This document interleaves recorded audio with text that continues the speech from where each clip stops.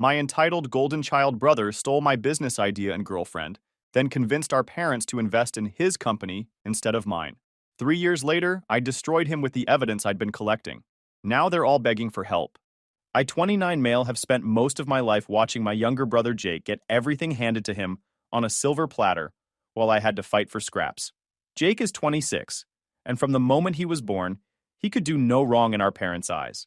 I was the responsible older brother who got good grades, worked part-time jobs through high school and college, and tried to make our parents proud. Jake was the creative genius who got away with mediocre grades because he was finding himself and had so much potential. Growing up, if I got a B+ on a test, my parents would ask why it wasn't an A. If Jake got a C-, they'd praise him for trying his best and blame the teacher for not understanding his unique learning style. When I worked summers at a local hardware store to save for college, they said I was building character. When Jake spent his summers playing video games and hanging out with friends, they said he was enjoying his youth and shouldn't be pressured to grow up too fast. The favoritism was so blatant that extended family members would comment on it during holiday gatherings. My grandmother once pulled me aside when I was 16 and told me she saw how unfairly I was being treated, but that I should keep being the good kid because someday it would pay off. I held on to those words for years, believing that eventually my parents would recognize my efforts and treat us equally. I was wrong. After college, I moved back home briefly while I worked on developing a business idea I'd been passionate about since my junior year. I'd noticed a gap in the market for eco-friendly cleaning products specifically designed for small businesses and restaurants. During my business courses, I'd done extensive research on sustainable cleaning solutions, surveyed local businesses about their needs, and even developed prototypes of several products with the help of a chemistry professor. I spent months perfecting my business plan. I researched suppliers, calculated costs, projected revenues, and even secured preliminary interest from several local restaurants and offices. My plan was solid, innovative, and had real potential for growth. I'd been saving every penny from my part-time jobs throughout college, and I had enough for initial inventory and basic marketing, but I needed additional capital to really make it work. That's when I made the mistake of sharing my excitement with my family. I was so proud of my business plan that I presented it to my parents over dinner one evening. I had charts, projections, testimonials from potential customers, and a detailed timeline for launch. My parents listened politely, but seemed more interested in their phones than my presentation. When I finished, my dad said, "That's nice, honey. Very ambitious." My mom added, "Just make sure you have a backup plan. Business is risky." Jake, who had been half listening while scrolling through his phone, suddenly perked up. "Wait, so you're basically making cleaning supplies but for restaurants?" he asked. "It's much more complex than that," I explained. "These are specialized, eco-friendly formulations designed specifically for commercial food service environments. The chemistry is completely different from household cleaners and—" Cool, Jake interrupted. "Sounds like something I could probably do better, honestly. I've always been more of a people person than you are." I laughed it off at the time, thinking it was just typical Jake trying to one-up me, but I should have known better. 2 weeks later, my girlfriend Sarah mentioned that Jake had been texting her a lot lately. Sarah and I had been together for 2 years. We met during our senior year of college and had been talking about moving in together. She was smart, funny, and beautiful. Definitely out of my league. But somehow she'd chosen me. We had plans, dreams of building a life together. "He's asking a lot of questions about your business idea," she said casually while we were watching a movie. "Wants to know about the technical stuff, your research, things like that." I told him he should ask you directly. A cold feeling settled in my stomach. "What kind of questions?" "Oh, about the formulations, your supplier contacts, which restaurants you've talked to." He says he's just curious about his big brother's project. She smiled and snuggled closer to me. "It's sweet that he's taking an interest." It wasn't sweet. It was reconnaissance. Over the next few weeks, I noticed Jake asking me seemingly innocent questions about my business. How did I develop the formulations? Which suppliers offered the best prices? Had I filed any patents yet? What was my timeline for launch? I was so excited about the project that I answered enthusiastically, thinking my little brother was finally showing genuine interest in something I was passionate about. I was an idiot. The first sign of real trouble came when Sarah started acting distant. She was busy with work, she said, too tired for our usual date nights. When we did spend time together, she seemed distracted, constantly checking her phone. When I asked if everything was okay, she'd flash me a smile and say everything was fine, but something felt off. The second sign was when I went to meet with one of my potential restaurant clients, Mario's Italian Kitchen, and the owner told me he'd already committed to working with someone else. Your brother came by last week with a very similar pitch, Mario explained. Actually, almost identical. But he offered better terms, and frankly, he seemed more professional, more experienced. My blood turned to ice. My brother? Yeah, Jake, right? Nice kid. He mentioned you'd work together on developing the products, but that he'd be handling the business side since he had more experience in sales and customer relations. I hope there's no hard feelings. Business is business, you know. I couldn't speak. I just nodded and left, my mind reeling. Jake had stolen my idea, my research, my potential client, and somehow convinced them he was the more qualified candidate. And he'd done it by lying about our working relationship. When I confronted Jake that evening, he was sitting at our parents' kitchen table with his laptop open, wearing a smug smile. Hey bro, he said casually. I heard you went by Mario's today. Too bad about that. You stole my business idea, I said, my voice shaking with rage. Stole? Jake laughed. Come on, man. It's just cleaning supplies. It's not like you invented something revolutionary. Besides, Mario's right. I am better at sales than you are. You're too uptight, too technical. These business owners want to work with someone who can relate to them, not some nerdy researcher type. I spent months developing those formulations. I did all the market research. I identified the suppliers, the potential clients, and I improved on your ideas, Jake interrupted. Made them better, more marketable. That's how business works, bro. The best idea wins. You didn't improve anything. You stole everything I worked for. Our parents walked in just as my voice reached a shout. They took in the scene. Me red-faced and furious, Jake sitting calmly with that infuriating smirk. What's all this yelling about? Mom asked. Your son stole my business idea and is now competing against me, I said, pointing at Jake. Dad sighed. Boys, you're both adults. There's enough room in the market for— No, there isn't, I exploded. This is a niche market. He's targeting the exact same clients I've been courting for months. He's using my research, my formulations, my supplier contacts. He stole everything. Jake shook his head sadly. I tried to include you, bro. I suggested we work together. But you weren't interested in sharing credit. You wanted all the glory for yourself. I stared at him in disbelief. That's a complete lie. Is it? Jake pulled out his phone and showed our parents some text messages. Look, I tried to reach out about collaborating, but he shut me down. Said he wanted to do it alone. I grabbed his phone and looked at the messages. They were heavily edited screenshots that made it look like I'd rejected his offers to work together, when in reality, those conversations had never happened. These are fake, I protested.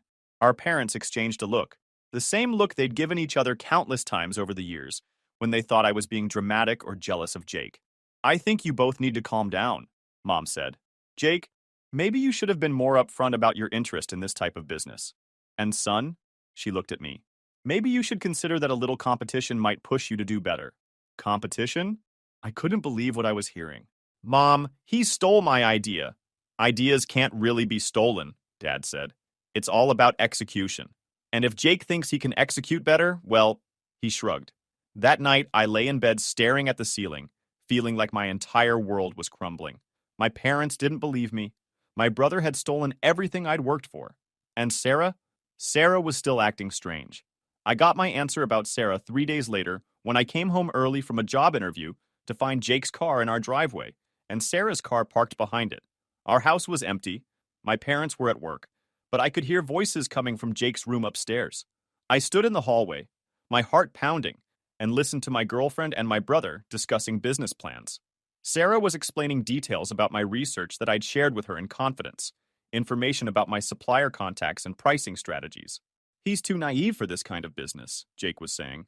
He thinks everyone's going to play fair just because he's being honest and hardworking. But that's not how the real world works. I feel bad about this, Sarah said, and for a moment, I felt a flicker of hope. Don't, Jake replied. You're helping me build something bigger and better than what he could ever do alone. And when it succeeds, we'll all be better off for it. I know, but nothing. Look, you've seen how our parents treat us. They've always known I had more potential. That's why they're investing in my version of the business instead of his. My world stopped. What? I must have said it out loud, because the conversation upstairs suddenly went quiet. Then I heard footsteps, and Jake appeared at the top of the stairs. Hey, bro, he said casually. You're home early. What did you just say about our parents investing? Jake smiled that infuriating smile. Oh, yeah. I meant to tell you. Mom and Dad have agreed to provide startup capital for my cleaning supply business. $50,000. They think I have a better shot at making it successful. Sarah appeared behind him, looking guilty but trying to hide it. When did this happen? I asked. Yesterday. We had a family meeting. Well, I guess it wasn't really a family meeting since you weren't invited, but Jake shrugged. They asked about my business plan, and I showed them the projections. Much more impressive than what you had put together. Because you stole my projections. I improved them, Jake corrected. Made them more realistic, more professional. I looked at Sarah, hoping for support, for someone to acknowledge how insane this situation was. Instead, she looked away. Sarah, I said quietly, how long has this been going on? How long has what been going on? She asked, but her voice was shaky. You know what? Jake put his arm around her shoulders possessively. Bro, I think we need to talk. That's when it all came crashing down. Sarah had been feeding Jake information about my business plans for weeks. She'd been sleeping with him for almost as long. They'd been working together to ensure his version of the business would succeed while mine failed. I'm sorry, Sarah said, though she didn't sound sorry. I didn't mean for it to happen this way. But Jake and we just connect, you know? And his vision for the business is so much bigger than yours. My vision? It was my idea. Was it? Jake asked. Because I remember us talking about eco-friendly business opportunities months ago. Maybe we both had the same inspiration independently. The gaslighting was masterful. If I hadn't lived through the reality of developing my business plan entirely on my own, I might have started to doubt myself. When I told my parents what had really happened, about Jake stealing my idea, about him and Sarah working together behind my back, about the lies and manipulation, they listened with the same polite but skeptical expressions I'd seen countless times before. I think you're being a little paranoid, Mom said. Jake showed us his business plan weeks ago. It's very thorough. Because it's based on months of my research.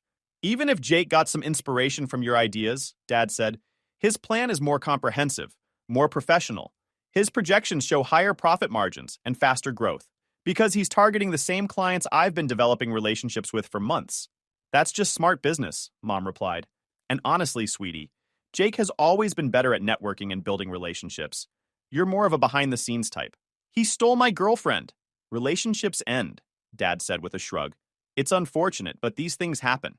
What matters is that you move forward professionally. I realized in that moment that nothing I could say would change their minds. Jake was their golden child, and in their eyes, he could do no wrong.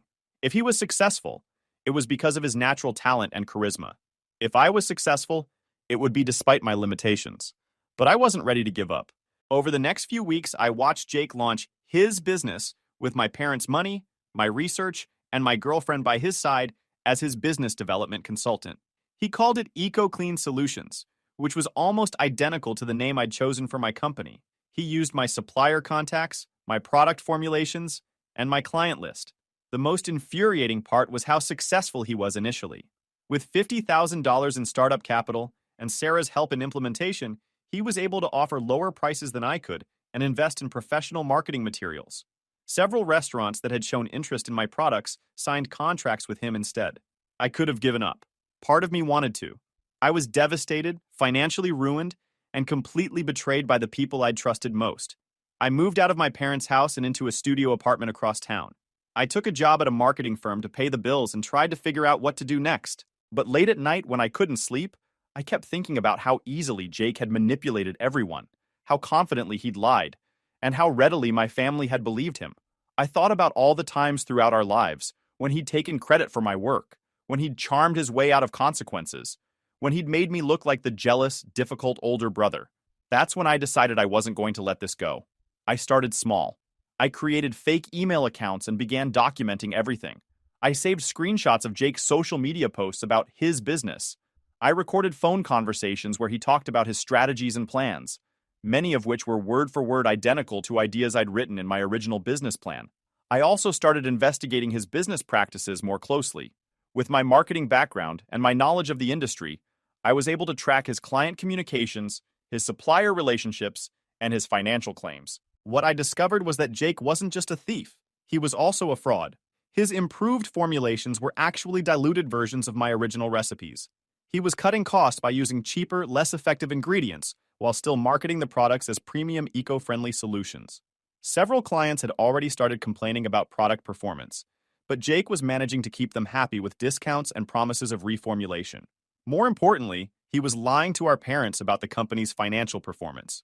His book showed steady growth and profitability, but when I cross-referenced his claims with public business records and client testimonials, I found significant discrepancies. He was inflating revenue numbers and hiding mounting debts from supplier issues and client refunds. The most damaging evidence came from Sarah herself. She'd apparently gotten tired of Jake's increasingly erratic behavior and his tendency to blame her when things went wrong. During one of their arguments, which I happened to overhear when I was picking up some belongings from my old house, she accused him of stealing everything from your brother and then running it into the ground. I started recording these conversations. Over the course of 3 years, I built an ironclad case. I documented every lie Jake had told, every piece of my work he'd stolen, and every fraudulent claim he'd made about his business performance. I tracked down former employees who were willing to testify about his unethical practices. I collected evidence of his misuse of our parents' investment money and his fraudulent claims to clients. I also used this time to rebuild my own life and business. I developed new product formulations that were genuinely improved versions of my original work. I cultivated relationships with suppliers and clients outside of Jake's network. I saved every penny and eventually launched a smaller, more focused version of my original business plan. By year 3, EcoClean Solutions was failing spectacularly, though Jake was still managing to hide the extent of the problems from our parents. He'd burned through their initial investment and taken out several business loans to keep operations running. Several clients had terminated their contracts due to product quality issues. The company was facing potential lawsuits from both suppliers and customers. Meanwhile, my business was growing steadily. I'd focused on quality over quick growth, and my clients were extremely satisfied with both my products and my service. Word-of-mouth referrals were generating more business than I could handle, and I was considering bringing on employees. That's when I decided it was time for the reckoning. I compiled everything I'd collected over 3 years into a comprehensive dossier. Screenshots of Jake stealing my ideas, recorded conversations where he admitted to lying, financial documents showing his fraudulent claims, testimonials from clients describing how he'd misrepresented his products, evidence of his misuse of our parents' money. But I didn't confront Jake directly. Instead, I sent the dossier to 3 people: our parents, Sarah, and Jake himself. The fallout was immediate and spectacular. Our parents called an emergency family meeting the day after receiving my evidence package. Jake showed up looking confident, probably assuming they wanted to discuss another investment in his struggling business. Instead, he walked into a room where our parents had printed out every single piece of evidence I'd provided and spread it across the dining room table like a prosecutor's exhibit. I watched through a recording device I'd hidden in the room as Jake's confident expression crumbled. He tried to deny everything at first, claiming I'd fabricated the evidence out of jealousy. But the recordings were particularly damning. His own voice admitting to stealing my ideas, lying about his finances, and manipulating our parents. When confronted with the financial evidence showing that he'd essentially stolen $50,000 and run a fraudulent business, Jake finally broke down and admitted everything. He blamed the pressure of trying to live up to their expectations. He claimed he'd gotten in over his head and didn't know how to ask for help. Our parents were devastated. Not only had their golden child betrayed their trust and stolen their money, but he'd been lying to them for years. The business they'd been bragging about to their friends was a complete sham built on stolen ideas and fraudulent practices. Sarah didn't fare much better. When confronted with evidence of her role in the theft and deception, she tried to play the victim, claiming Jake had manipulated her too. But the recordings clearly showed her actively participating in the betrayal and even suggesting ways to undermine my business. The legal consequences came next. Several of Jake's former clients filed lawsuits when they learned about the product quality issues and misrepresentations. His suppliers initiated collection proceedings for unpaid invoices. The business loans he'd taken out came due, and EcoClean Solutions was forced into bankruptcy.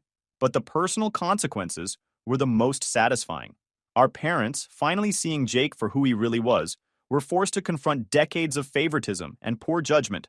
They'd spent years telling me I was being dramatic when I complained about Jake's behavior, and now they had undeniable proof that everything I'd said was true. Jake's reputation in the local business community was destroyed. Word spread quickly about his fraudulent practices, and he became essentially unemployable in any sales or business development role. The shame of being exposed as a fraud and a thief sent him into a deep depression. Sarah lost her job when her employer learned about her role in corporate espionage and fraud. Her involvement in helping Jake steal proprietary information and deceive clients made her a liability in any professional setting. And my own business? It thrived. When the full story came out, Several of Jake's former clients reached out to me directly. They'd been impressed with the professionalism and integrity I'd shown throughout the entire ordeal, and they wanted to work with someone they could trust. The first call for help came 6 months after Jake's business collapsed. "Honey," my mother said, her voice shaky and uncertain, "I know we have a lot to talk about, but Jake is really struggling. He can't find work, he's behind on his rent, and he's talking about, well, he's in a very dark place." I listened silently as she explained that Jake had been living off credit cards since his business failed. He'd tried to find work in sales, but his reputation preceded him. He was facing eviction and had asked our parents for money, but they were still trying to recover financially from their investment in his fraudulent business. "I know we haven't been fair to you over the years," Mom continued. "We can see that now, but he's still your brother and he's family. We were hoping maybe you could help him get back on his feet, maybe give him a job at your company, or just help with his rent for a few months."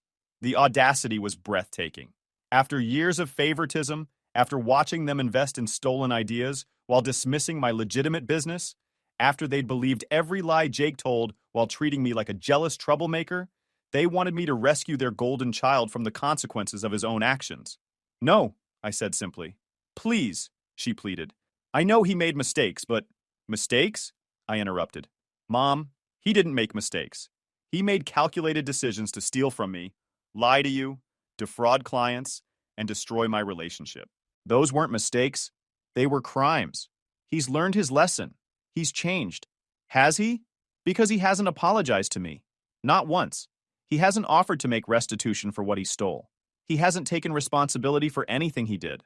The only thing he's learned is that actions have consequences." The calls continued for weeks. Dad tried the guilt approach, reminding me of family obligations and suggesting that real men forgive and move on.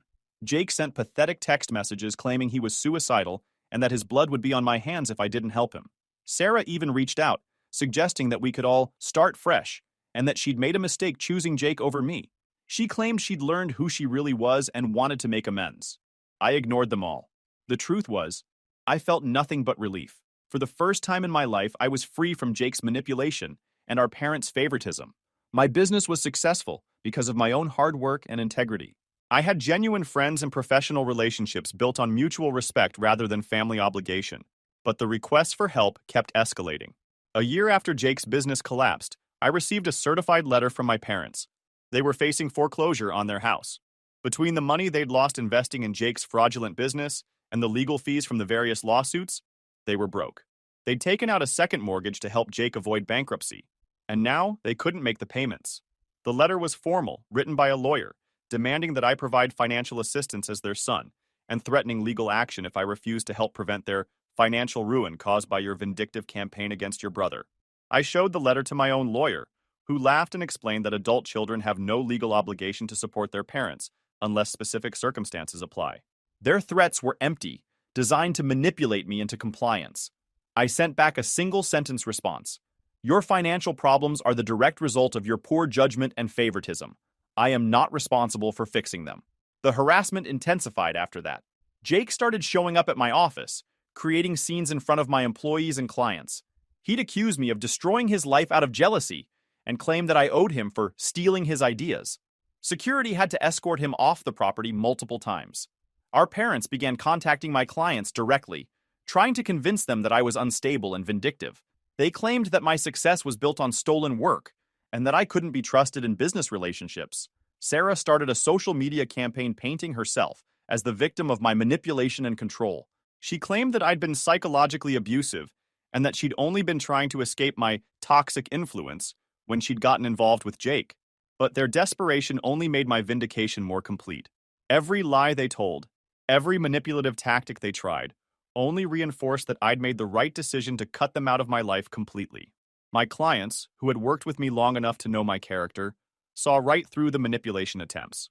Several of them actually increased their business with me specifically because they were impressed with how professionally I handled the harassment. My employees, who had witnessed Jake's erratic behavior and our parents' inappropriate interference, rallied around me and became even more loyal to the company. The final piece of poetic justice came 2 years later. Jake, unable to find legitimate work and facing mounting debts, had apparently gotten involved in some kind of pyramid scheme selling health supplements. He'd used our parents' names and credit to invest in inventory, promising them he'd learned from his mistakes and could turn their financial situation around. Instead, he'd been arrested for fraud. Again, the supplement company he'd been working with was under federal investigation for false advertising and consumer fraud. Jake had been selling products with unproven health claims and using high-pressure tactics to recruit other sellers. When the investigation expanded, they'd found evidence that he'd been forging documents and misappropriating funds from his downline sellers. He was facing serious federal charges that could result in years in prison. Our parents called me sobbing. "Please," Mom begged. "We know we don't deserve your help, but we're desperate. We don't have money for a good lawyer. The public defender is talking about a plea deal that would send Jake to prison for 5 to 7 years. He won't survive that. Please, just help us pay for legal representation. We'll pay you back somehow." "How?" I asked. "You're facing foreclosure. You have no income. Jake has no legitimate job prospects even if he avoids prison. How exactly would you pay me back? We'll sign over the house to you when we die. You can have everything." I almost laughed. "You mean the house that's underwater on its mortgage? The house you're losing to foreclosure? That's your offer?" "Please," she sobbed.